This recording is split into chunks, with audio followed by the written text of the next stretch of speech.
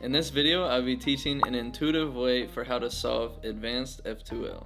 For advanced F2Ls, there's two ways that you can kind of solve it. You can either memorize each individual case and their solutions, or you can just learn how to solve it intuitively. Many people suggest to learn intuitively so that you're basically creating your own solutions. So then once you're comfortable with solving F2L and your own solutions, then you can check out cases and algorithms. That is definitely the best way to learn it in my opinion, because you're actually solving in a way that makes sense to you. You're creating your own solutions. So solving F2L becomes a part of you.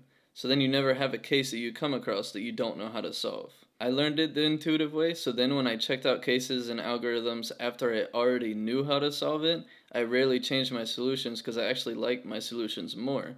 But every now and then I would find one that was better, so it is good to check them, so then I would just switch that one solution to the one that they suggested. One thing that I have noticed for people that memorize specific cases and specific solutions, they're very choppy, so they have to recognize the case, then execute the solution, where people who learn intuitively tend to flow through their F2L solve. I create an F2L tips and tricks video on how to manipulate F2L pieces and pairs, so if this video is confusing, you can check that video out too, because I'll be referencing a lot of terms in this video that I show in that other one. Now let's actually get into the video and learn how to solve F2L. For solving advanced F2L, you want to think of corners and edges as a pair, so you want to solve them into their slot in one shot. For solving F2L pairs, you have two basic cases. So the first case is where you have white on the side of a corner for this pair, and the second case is for this pair when you have white on the top of this corner. For this video specifically, we'll be just focusing on the cases when white is on the side of the corner piece. So when you have a white corner in the top and white is on the side, the first thing you want to do is figure out what colors are on that white corner.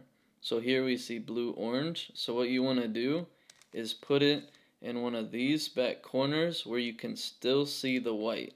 So you want to have blue and orange right here, and then you don't want it to be above the slot, and you don't want it to be in the opposite side. You want it to be in one of these two corners. And then to know which corner you want it in, it depends on where the white is. So you want it to go in the corner where you can still see the white. If your corner was oriented this way and you can't see white when it's in that corner, that would mean you need to move it to this corner. So when you move it over here, you see you can see the white. So this is the correct corner for this case. So now let's look at our first case where we have a white in the top and it has blue and orange. So the matching edge is this blue and orange edge. So these would be one F2L pair, and you'll have 4 F2L pairs to go in each of these slots together. For this first case, when the corner and the edge are in the top and they both have the same color facing up, you want to pair these up before you insert them. So the first thing you do is figure out where the corner needs to go, and as you can see, we see white, so this is where it needs to go. And what we're going to do is we're going to protect the corner by using this free slot, and then because the colors were matching, you want to put the edge next to where the corner was, and then restore the corner, and now they're paired up together. So now you can insert them however you want. Depending on the case, you can do a sledgehammer, you can do a regular insert, or you can insert them in any way that you want to now that they're paired up. So for this next case, it's the orange and blue pair again, but this time blue is facing up on the edge, so orange and blue are not matching. So this time you want to make sure the corner is in this spot again so that you can protect it with the free space. Then you want to move this edge to the opposite side of where the corner was, so that when you restore it, you have the opposite colors on opposite sides. What this does is it sets up your 3-mover. So now you can do your regular 3-mover insert. So for the next case, it's going to be the same kind of thing. We're going to look at the blue-orange pair again, except this time the edge is stuck in the second layer. So we want to follow the same idea as before, but now we want it to be in one of these two corners because this edge that we're working with is here. And this one you want to see the white, so it's already in the right spot. So for this case, this would be the wrong corner because you can't see the white. So you want it to be here. And now we're going to do the same thing as before. We're going to protect the corner, which is going to lift the edge into the top. So what you want to do is you want to see when you put it in the top, will the colors be matching or will they be opposite?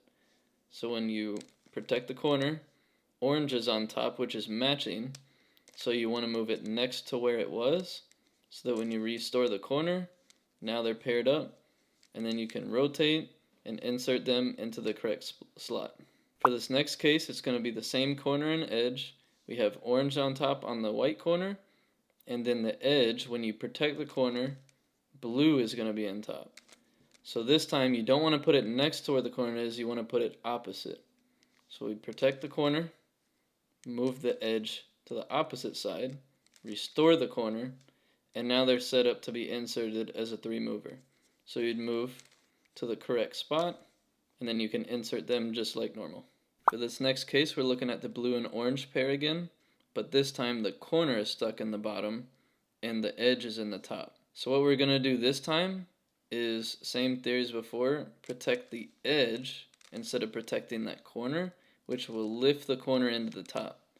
Then you want to move it out of the way so that when you restore the edge, they're both in the top.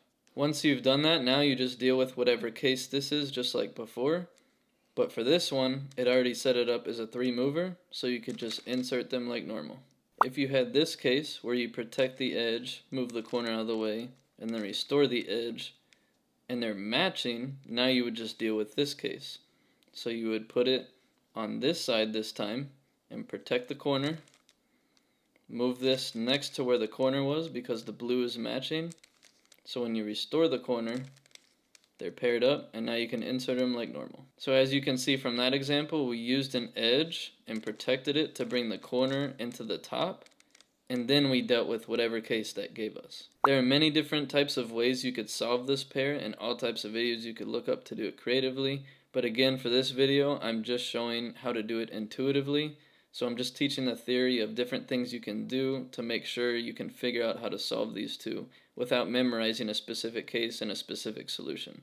The next type of cases that you could have is if they're already in the top and they're paired up incorrectly, or they're in the top and they're paired up correctly. So if they're already paired up correctly, you just insert them however you want.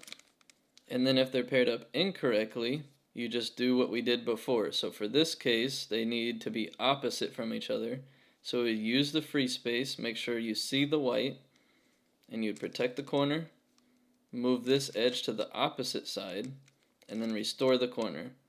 Now they're set up for your regular 3-mover. Those cases can also happen, but they're stuck in the second layer, so they're paired up correctly or incorrectly, but not in the top. So what we want to do for these cases is put them in the top and then solve them how we've been solving them. If they're ever paired up correctly, what I like to do is take them out and preserve them, and then I would insert them like normal. If they're paired up incorrectly and they're stuck in the first 2 layers, what I like to do is put them in the top in a way that will split them up, and then deal with whatever case this gives. And everything that we just did in this video can be done on the left side as well. So if you have this, for example, where you want to solve the blue-red pair, and you have blue and red in the top, you want to put the corner over here so you're seeing the white. So now you're protecting it on the left side using this free space. And if you notice, these are matching, so you protect the corner, move the edge next to where it was, and then restore it. And now they're paired up, and you can insert them like normal. I would suggest checking out that tips and tricks video that I made so you can see more left-hand examples. So everything from this video can also be done in the back slots. So it doesn't have to be in these front 2 slots. I would suggest watching the tips and tricks video that I made that shows a lot more back slot examples. So you just want to do the same thing that we've been doing, but thinking backwards. So you'd want to pretend you're on this side looking at it this way, and you would want to see the white. So this would be the corner you want it to be in. So you'd protect that corner using this free space, and because they're opposite colors, move it to the opposite side of the corner, then restore the corner. Now they're set up as a 3-mover, so you could rotate and then insert them into that back slot. But again, if you're interested in seeing more back slot examples, check out that tips and tricks video and it'll make it more clear. So for a side tip, if you ever have a pair in the top, so you have this green-orange pair in the top, and I'm holding the cube this way, you don't have to rotate it to where you have it with green-orange.